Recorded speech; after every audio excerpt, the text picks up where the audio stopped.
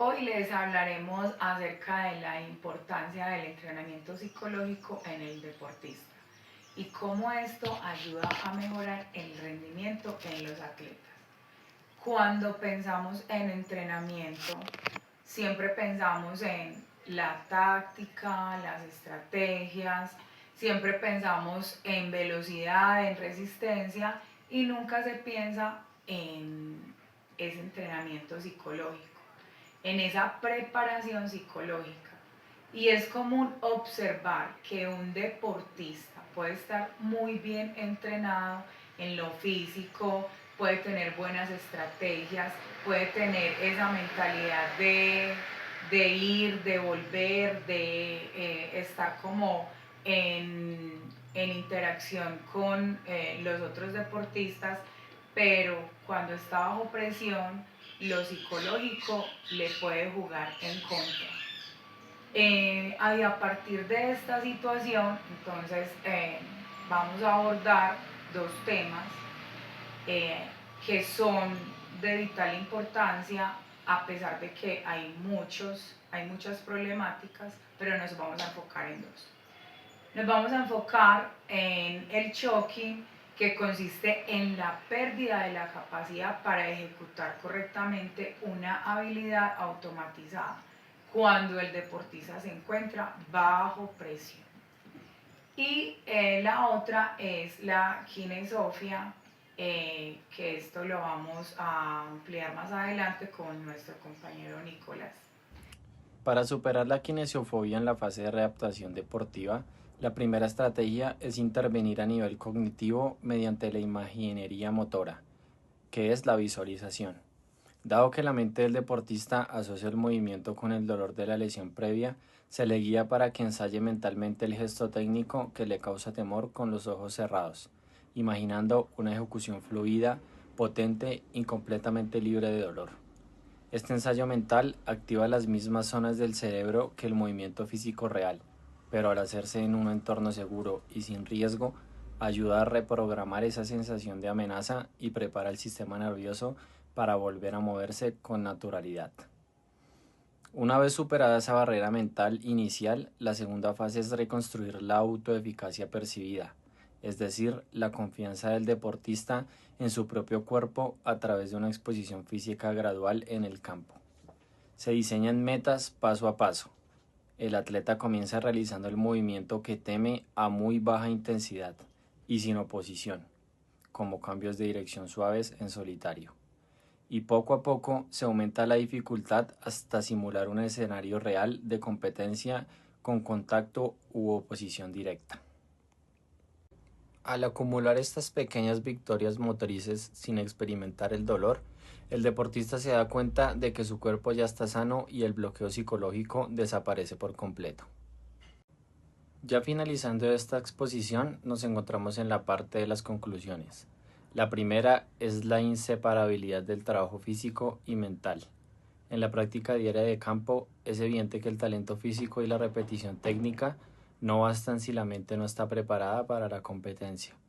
El entrenamiento psicológico no debe ser visto como un trabajo aislado o exclusivo de un consultorio, sino como un elemento integrado en los microciclos regulares, planificado con la misma rigurosidad que las cargas físicas para garantizar un rendimiento deportivo integral. La segunda conclusión que tenemos es el control del shocking mediante el foco atencional.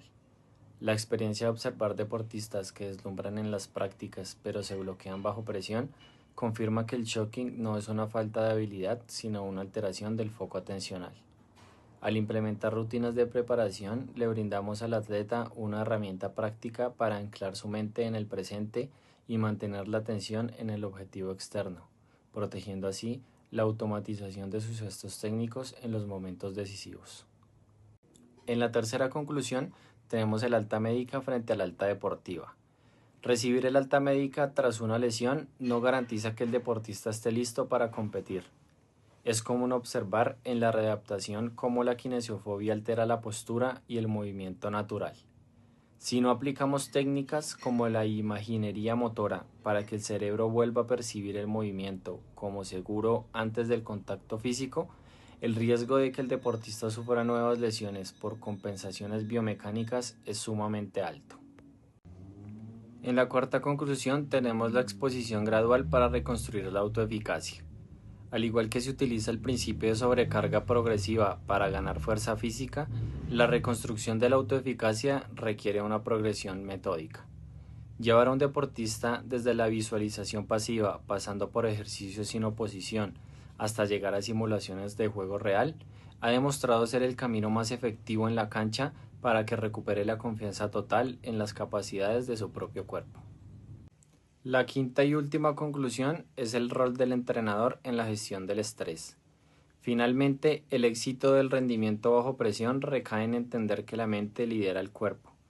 Nuestra responsabilidad al dirigir o formar atletas es dotarlos de herramientas cognitivas sencillas y aplicables dentro del terreno de juego, como pautas de respiración. De esta manera aseguramos que la presión competitiva deje de ser una barrera limitante y se convierta en un estímulo que potencie sus capacidades reales. Frente a esta realidad, nuestro objetivo es diseñar estrategias de entrenamiento psicológicos integradas a la práctica deportiva.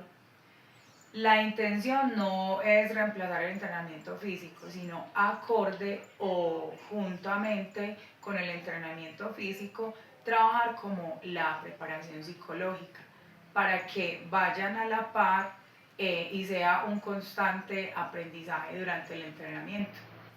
Nuestra propuesta parte de una idea muy importante. Así como el cuerpo necesita ese entrenamiento, necesita todo el tiempo estar en actividad física, en entrenamientos para responder en situaciones de presión, nosotros planteamos una intervención basada en los mismos principios utilizados en el entrenamiento deportivo, como la adaptación progresiva, la sobrecarga y la recuperación. Esto significa que también las habilidades psicológicas se deben entrenar sistemáticamente. Aspectos como la concentración, el control, lo emocional y la atención requieren prácticas constantes para convertirse en parte fundamental de la competencia. ¿Cuál es el problema que encontramos actualmente? En muchos procesos de entrenamiento todavía hacen aparte todo el fortalecimiento de lo mental y hace que aparezca algo que se llama estar bajo presión durante esa competencia. Nosotros tenemos algunas fases para que el deportista pueda tener como más tranquilidad e incluso lleva años en su proceso físico y esto, si lo lleva a cabo bien, va a poder tener esa tranquilidad en su mente. Esta desconexión que tienen es una capacidad física en la ejecución y aparece principalmente en dos escenarios. El primero ocurre durante la alta presión que existe en las competencias, donde el estrés modifica absolutamente el foco de atención y el objetivo que tiene este deportista. Y el segundo, como ya lo dije, nuestro compañero va a ahondar en el tema. En ambos casos ocurre que la mente termina interfiriendo con el funcionamiento del cuerpo y como consecuencia disminuye el rendimiento deportivo y además aumenta el riesgo de cometer errores cuando se está en esa competencia. Bueno, queremos como profundizar sobre el choking, ya que es una parte esencial como de toda esta parte psicológica. Un ejemplo muy claro de lo que pasa con el choking es, por ejemplo, un jugador de fútbol. Cuando este jugador de fútbol se va a enfrentar al penalti, él ya lo ha hecho muchísimas veces en el entrenamiento, ya lo ha practicado y puede que en todos los momentos de entrenos, cuando se enfrenta al balón y se enfrenta a ese arco, haya entrado ese balón correctamente. Pero ¿qué pasa cuando ya este deportista está en la competencia? Por ejemplo, hablemos acerca pues del mundial. Cuando ya ese deportista se tiene que enfrentar a ese arco, que está la tribuna, que están sus compañeros, entonces empieza su mente a decir, ¿y si me equivoco? ¿Y si me critican? ¿Y si todo lo que hice no me sale como es? Entonces es ahí donde el deportista debe tener calma, debe tener tranquilidad y empezar a pensar que así como yo hice un entrenamiento físico, también hice ese entrenamiento psicológico que va a la par. Entonces, nosotros proponemos cuatro fases. La primera es el control de la fase física. Entonces, este deportista, la propuesta sería que cuando esté con el balón, que ya esté en la competencia, entonces que él pueda acomodar ese balón, que él pueda dar unos pasos adelante, unos pasos atrás, y ahí pueda tranquilizarse un poco. La segunda fase es la respiración. Entonces, que mientras esté enfrentándose a esa portería, que él empiece a inhalar, que empiece a exhalar, que controle su respiración. Y eso puede ayudarle a tener esa calma. Otro que proponemos, o la otra fase, sería la fase del pensamiento. Entonces, en vez de pensar en que voy a fallar, en que me van a criticar, pensar en positivamente, en que lo voy a lograr, lo puedo hacer, lo voy a realizar, yo ya lo he entrenado, ya lo he hecho muchísimas veces. Y así puedo engañar a esos pensamientos negativos y tener una claridad y ser positivo. Y la última es el enfoque. Entonces ya he respirado, ya he hecho un control de mi cuerpo, entonces ahora ¿cuál es el objetivo? De chutar ese balón y que ese balón llegue a la red. Con estas cuatro fases, entrenar solo lo físico y también entrenar lo psicológico va a ser algo muy positivo que le va a ayudar al deportista. También podemos tener un ejemplo claro cuando tenemos un nadador. El nadador todo el tiempo ha entrenado, entrena muchas veces 2 veces al día, hace su entrenamiento físico y cuando va a ese taco, lo primero que hace es también pensar cómo lo voy a hacer, cómo lo voy a lograr, de pronto esos 50 metros muy largos, pero todo el tiempo ha entrenado en ese tipo de piscinas y en ese tipo de metros. Entonces es también como que él piense con claridad, que mientras esté en el taco respire, que piense y sienta lo mismo que ha hecho y que es capaz, que ya lo ha hecho muchas veces y que lo va a lograr.